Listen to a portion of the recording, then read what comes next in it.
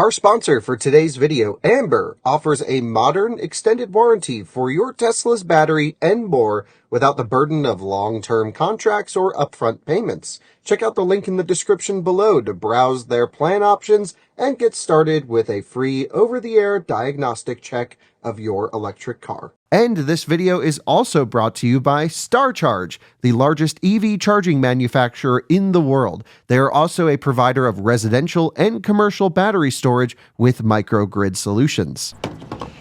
Hello and welcome to my local Electrify America charging station. And there are some issues going on here, folks. There is a new problem that has been going on for about a year and a half in regular succession, but it's on the rise, and it's cable thefts. There are thieves out there cutting cables off DC chargers. And well, actually, this is really interesting. I got an email and a call from Electrify America, which is usually not a good thing. But in this case, they said, hey, Kyle, would you mind making a video with us? We'll give you some data about the cable thefts that they're experiencing. And it's not just plaguing EA, it's plaguing all charge point operators. So yes, I want to inform you guys about a topic we haven't talked about enough, or really at all: cable thefts at charging stations.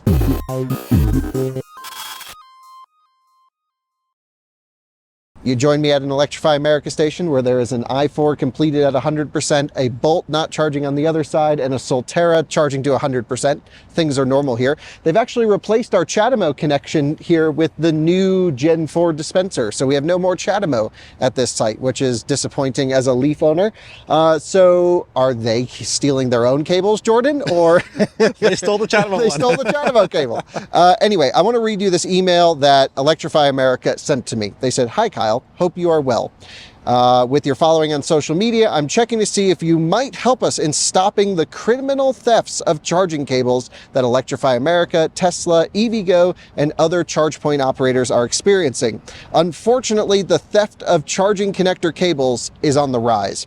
And it's a real problem that, of course, you never want to arrive to a charging station and find the cable just missing. Of course, we're used to arriving to charging stations, finding them maybe not working or not operating at their maximum capacity. But arriving to one with cut cables is something I personally have not experienced yet. But I also don't live in the states where this is happening at the most frequent level. The top 3 states for Electrify America cable thefts from July 1st through June 6th, 24. So I should say July 23, basically for 1 year in the last year. Let's just say that. Washington had 93 cable thefts, Jordan. Wow.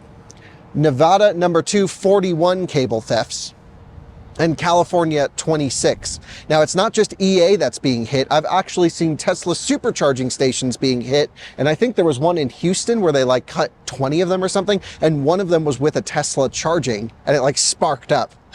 It's like, how dumb could these people be? I mean, can you explain really quick for people who are wondering, like, how can you cut the cable? Would that just kill you? Well, so there's actually... I'm not here to make a how-to video. Right. Sorry, we don't want to make the problem work. but to be completely factual, there's no high current running through this cable right now. So they're not just live all the time. They're not live all the time. And they just have a small, basically pilot signal on one of these pins in the top connection that's waiting for it to be plugged into a car. Once it gets plugged into a car, it goes through a handshake. It then will basically put voltage on the line to make sure there's no breaks or connections that are loose. It will then match the battery pack voltage of the car and then dump the current. Then you'll have high current, high voltage charging. It's extremely dangerous to cut the cable, especially while a car is charging. Right. Not really when a car is not charging. Don't take this as how-to advice. I actually thought this was interesting that they asked us to make the video. And of course, with charging being the main topic that we cover, very rarely does a charge point operator reach out for us to make a video. I thought it was really cool. I also think it's like, is this going to bring more awareness to the problem? Are more people going to cut the cables? I actually think not, because you should listen to this section that I'm about to share with you about the benefits of cutting cables and how little benefit there is. Before I get there, while I search for this section, I want to play you back some security footage that Electrify America sent to me of their top offender. I love that they're calling this dude out. He rolls up in a Prius to a DC fast charging station often. I think he's in Washington. He cuts the cables, and what they're really trying to do is not sell the cable, but to strip the cable and sell the copper contents inside the cable. And that is a really tedious process and for very little benefit. So let me show you the clip right now, right here, of the guy cutting the cable, which is just insane. I also love that Electrify America provided this footage of the thief. So let me pull up the email as my iPhone crashes. I'm an iPhone guy and it's not doing good work for me right now. It was really funny for those who watched the cross-country race with the trucks. You know, me and your dad were in the Lightning and we rolled up to a Prius sitting at a Tesla supercharger, not plugged in, at 3 a.m. He was probably waiting until 4 a.m. to try to cut all the cables. Yeah, right, exactly. So here we go. I've got the email thread. So Electrify America actually posted on Threads a picture of this guy. Here it is. This is the guy. Okay. But he's got a cute dog. Well, let me show you the dog. That's his dog in the back of the Prius. Oh, so poor accomplice how to crime. could that poor dog has to have this dude as an owner, which absolutely sucks. Anyway, it says, hashtag EV community, we need your help. We're asking for your assistance in spreading awareness to put an end to this cable theft in Seattle, Washington. And they said, if you have any information that can help stop cable theft, please contact Crime Stoppers of Puget Sound, is that how you say it? At 1-800-222-TIPS. The problem is, Jordan, Seattle, I'm not here to make like a whole hate piece on Seattle, because I actually like fits to Seattle. I love Seattle. Yeah, they have the Starbucks Reserve. Okay, whatever. I'm not here to blast Seattle, all right? But the police don't want to do anything about this, is my understanding. So it seems like EA's called, they like track the dude, and from my feeling, it's like the police are like, we got bigger things to worry about. Let me talk about the benefits of this cable theft. To Electrify America, especially because they use these big Huber Sooner cables, these are more than $2,000 for this cable. I mean, this is not a cheap piece of equipment. And the copper contents of this cable are about $15 to $18 at the very most. Oh my gosh. So for like 18 bucks at the very most, let's just say 15 on average, they're tearing down these cables, stopping electric transportation from going. The dude's driving a Prius, so he's like an environmentally friendly copper thief. But there's also this happening in other states with different people, and there's almost no benefit, Jordan. That seems crazy. Yeah, so what's the other $2,000 for people who aren't sure like where that cost is coming from? Well, that's just what Huber Sooner probably charges for their cables. So They have to have the liquid cooling component with the pump, with the connections. They also have a little power electronics portion as well. Assembly, R&D. It's also a bit like medical equipment. People are buying up as much charging equipment as possible, so they just rip the prices on everyone. Yeah. It's a bit of a shame. Yeah. But this is a real problem. And you know what's, if this is $15 worth of copper, what's a Tesla supercharger? Like 3? Half of it. Less than half. Those are really short, really thin cables.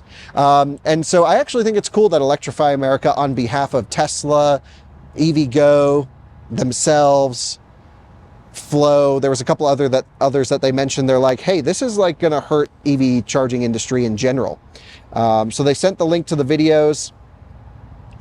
They say the perpetrator's small game of capturing copper from the cables is having a very negative impact on electric vehicle drivers and on EV charging providers. The intentional property damage to EV charging stations reduces the availability of much needed charging infrastructure for the electric vehicle community in Seattle. Hopefully you might be able to focus some attention to this issue, and perhaps especially the cases in Seattle.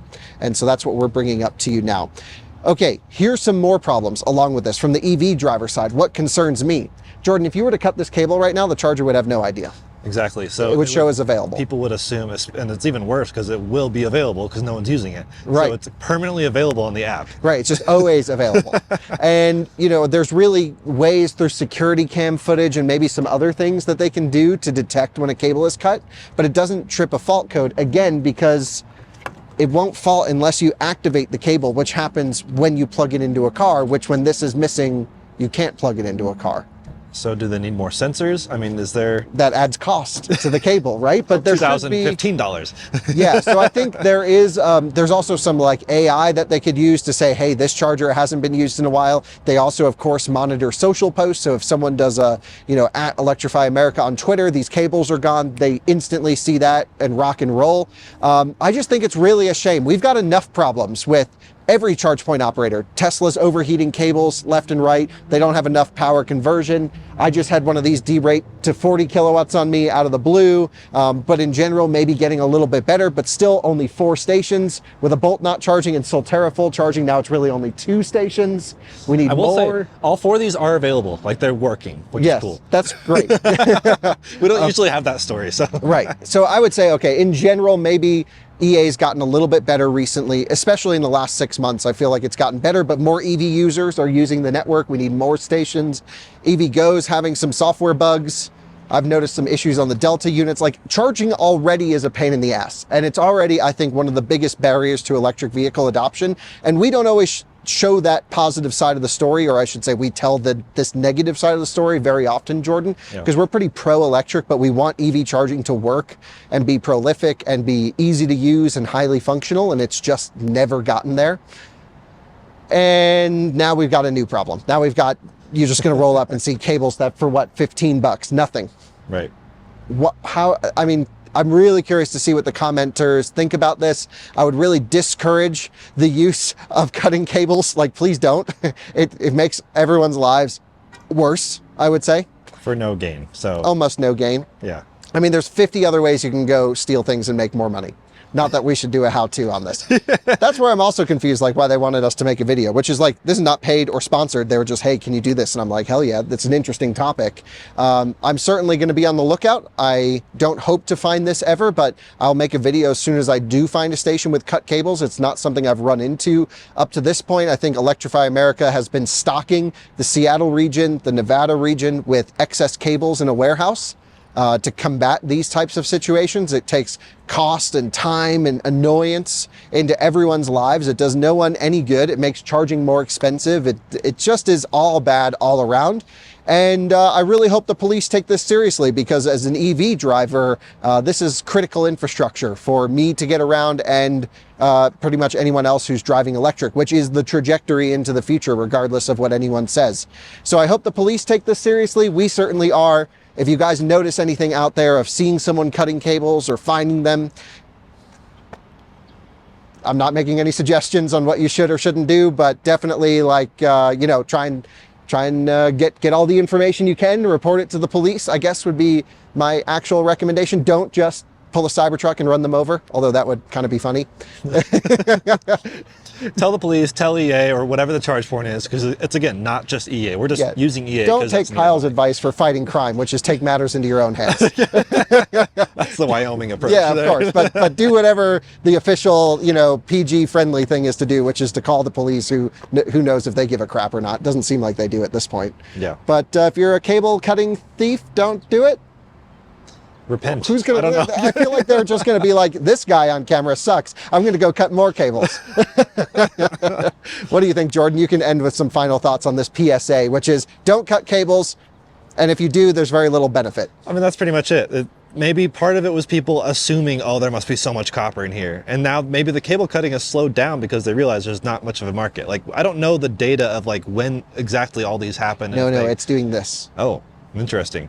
Maybe people are seeing the headlines and they're realizing, oh, I could be cutting cables and we're adding to it. Well, but no one's clarified, like, there's not really money in it. Well, we're clarifying there's no money in it. Yeah, so there's your takeaway. There's my takeaway. Can we pay people to not cut cables? Is that a new line of business? I mean, the government's giving a lot of money for other things. So now you sound like me. Here's money for your EV, and also here's money to not cut cables. Your own cables, thank you. Right. Really curious to see what the comments are on this. What's the best way? We'll pitch this to you, because obviously we have no idea how to fight crime. Doesn't that look like an EV to you? Yes, but it's a Electra. Yeah. No. Invista. Invista. I knew it was an E something. Electra is the Lotus. That's actually an electric car. Yeah. No, I knew it was a Buick, but I don't know why I thought it was an Electra. It's, right. Yeah. Anyway, wasn't there a Buick Electra at some point in time? Maybe. Now we've moved on to names like BZ4X and the God. like. That's a Solterra. I know. It's actually not from the sun. the name lies to you. Right. Okay, enough of this BS. Let us know how you think we should fight cable crime. I We'll see you in would the probably do it the wrong way and end up in jail. We'll see you in the comments with your cable crime Yeah. fighting mentality. And yeah. And I don't know if we're helping or adding to the problem, but we're at least making it known. Right. And we got to put that guy, that silly looking guy with the Prius cutting cables on the video. Thanks, EA. Thanks, EA. Cool scoop. Cool scoop. That was fun. All right. See you on another one again soon. Bye-bye.